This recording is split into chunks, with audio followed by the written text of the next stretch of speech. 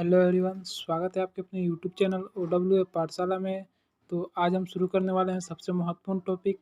तो ये जो सेशन है इसका जो मेन टॉपिक है इसी से समझ जाएंगे कि ये कितना महत्वपूर्ण है। यहाँ पे लिखा गया है कुछ महत्वपूर्ण प्रश्न, अति महत्वपूर्ण प्रश्न जो बार बार परीक्षाओं में पूछे जाते हैं। ठीक है, तो शुरू करते हैं आज का सेशन बिना देर किए हुए। ठीक है, तो इसमें हम बहुत सारे पूछे जाने वाले महत्वपूर्ण प्रश्नों को देखेंगे। तो ये सेशन बिना स्किप किए देखिए। ठीक है, तो शुरू करते हैं। आज का पहला प्रश्न ये है, भगवान बुद्ध को सॉरी देखते हैं।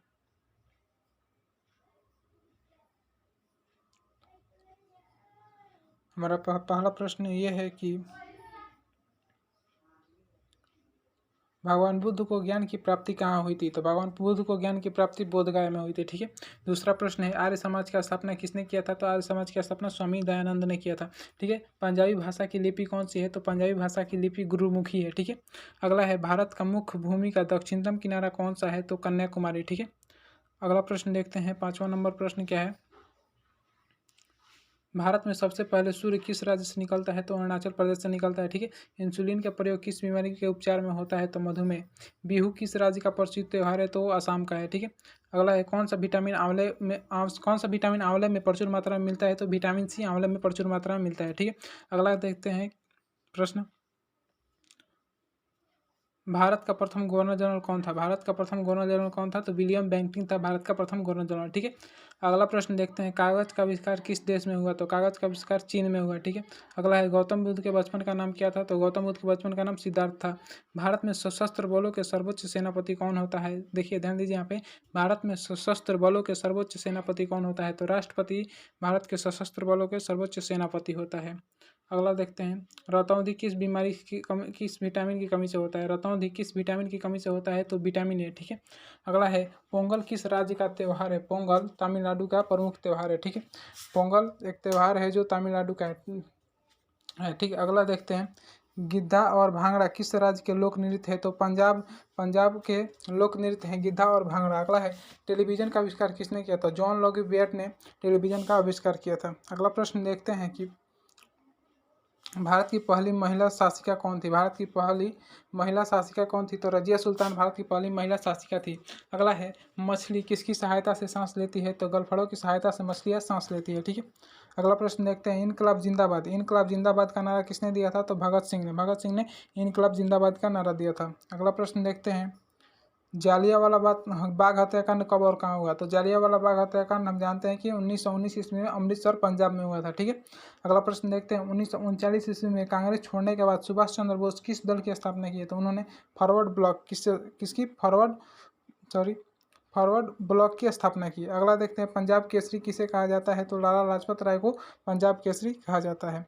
अगला है, सॉन्डर्स की हत्या किसने की? सॉन्डर्स की हत्या भगत सिंह ने की थी। ठीक है, अगला है, 1857 ईस्वी के विद्रोह में किसे अपना बलिदान सबसे पहले दिया?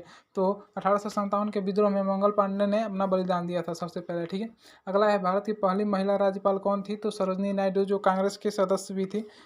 ठीक है, अगला है, माउंट एवरेस्ट पर 2 बार चढ़ने वाली पहली महिला कौन थी? तो संतोष यादव थी, जो माउंट एवरेस्ट पर 2 बार चढ़ी है। ठीक है, अगला है, ब्रह्म समाज का स्थापना किसके द्वारा की गई? तो राजा राम मोहन राय के द्वारा ब्रह्म समाज की स्थापना की गई। अगला है, स्वामी दयानंद सरस्वती का मूल नाम क्या है? तो ये बहुत ही प्रश्न भी है ये, जो बहुत बार पूछा गया है। ठीक है, स्वामी दयानंद सरस्वती का मूल नाम क्या है? तो मूल शंकर। ठीक है, अगला है, वेदों की ओर लौटो का नारा किसने दिया था? तो दयानंद सरस्वती ने वेदों की ओर लौटो का नारा दिया था। ठीक है, अगला प्रश्न है, रामकृष्ण मिशन की स्थापना किसने की? तो स्वामी विवेकानंद ने रामकृष्ण मिशन की स्थापना की। अगला है, वास्को डी गामा भारत कब आया था? तो 1498 में वास्को डी गामा भारत आया था। अगला है, वास्को डी गामा कहाँ का रहने वाला था? तो वो पुर्तगाल का रहने वाला था। हवा महल कहाँ स्थित है? तो हवा महल राजस्थान जयपुर में स्थित है।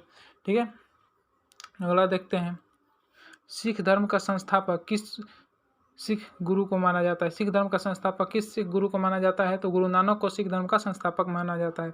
अगला है, सिखों का प्रमुख त्यौहार कौन सा है? तो बैसाखी एक त्यौहार है जो सिखों का प्रमुख त्यौहार है। ठीक है, अगला है, लौह पुरुष किस महापुरुष को कहा जाता है? तो सरदार वल्लभ भाई पटेल को लौह पुरुष कहा जाता है। ठीक है, अगला है, नेताजी किस महापुरुष को कहा जाता है? तो सुभाष चंद्र बोस को नेताजी कहा जाता है। ठीक है, अगला देखते हैं, दिल्ली स्थित लाल बहादुर शास्त्री की समाधि को क्या कहते हैं? तो उसे विजय घाट बोलते हैं। ठीक है, अगला है, महाभारत के रचयिता कौन थे? तो महर्षि वेदव्यास थे।